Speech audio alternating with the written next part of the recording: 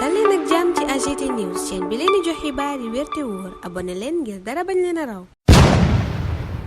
AGT News. Bismillah jërë ngeen jëf ci ànd beeg AGT News kaddu yi docteur Cheikh Dieng gontoo yëkkati démb la yéenekaay yu bari xëye l'observateur tuddee ko déballage yéenekaay bi ne njiital ONAS ga woon docteur Cheikh Dieng dammatina ministre Cheikh Tidiane Dièye journal ba ne tuumaal na ko ni dafay yeew ay loxoom yeew ay tànkam jébbal boppam mafia wub ONAS yéenekaay bi ne loola yëpp la ko sooke mooy ñaari entreprise yi docteur Cheikh Tidiane Dièye ne woon docteur Cheikh Dieng na leen jox marché muy Delta ak Vicas docteur Cheikh Dieng ne ko ñaari société yooyu la ñuy liggéeyal ONAS seddu xol liggéey leen mujjee jox nanu ko defee dëppawul ak nanu ko bëggee woon waaye docteur Cheikh Tidiane Dièye tëti ci rek ni ko ñaari marché yooye ñii nga koy jox bind ko lettre boo xam ne daanaka daf ko cay imposé mu jox leen marché ba ci entente directe maanaam gré à gré docteur Cheikh Dieng ca l'observateur ne du loola rek ndax mbiram ndoxum Touba ma scandale yu rëy nga ca waral muy sàkku ci Ousmane Sonko mu def ca audit ca tribune it woowa sàkkuteef la jibal jëm ci Ousmane Sonko ne ko audité lépp luy marché ONAS marché ba ko Cheikh Tidiane Dièye bëggoon a joxloo ñaari société yooyu mu tànnal boppam négocier ak ñoom docteur Cheikh Dieng lii waral mu fexe ñu dàq ma boole ci jaxase kook Ousmane Sonko ak Bassirou Diomaye Faye yëkkati tuuma teg ci kawam tuuma yoo xam ne bu ko daan teg daf koy bind bataaxal joxaale ca Ousmane Sonko ak Bassirou Diomaye Faye waaye docteur Cheikh Dieng ne bu ma ko tontoo ba jox koy leeral sama tontu da koy naj du yegg ca Diomaye ak Sonko waral ca source a mu ne docteur Cheikh Tidiane Dièye daf koo jaxase ak premier ministre ak président de la république waaye source a ne docteur Cheikh Dieng labal na docteur Cheikh Tidiane Dièye ca égu ya ndax lu mu ko yàqul démb daf koo fàtte jéebaane na ko jéebaane goo xam ne it dafa ànd ak indi firnde le peuple quotidien tuddee ko la guerre des Cheikh yéenekaay booba ne jënga ngay di jee ca bout de vidange di xeetu ban yooyey génn ca égu ya curage yu égu yooyee sax le peuple quotidien ne marché ba ko soxal moo indi coow li ca booba journal docteur Cheikh Dieng naan Cheikh Tidiane Dièye la mu bëggoon mooy ma jox ko ñaari entreprise yu mu tànnal boppam waral ca bis bi le jour mu ne dafa nekk à la solde des lobby maanaam lobby yooya lay liggéeyal ca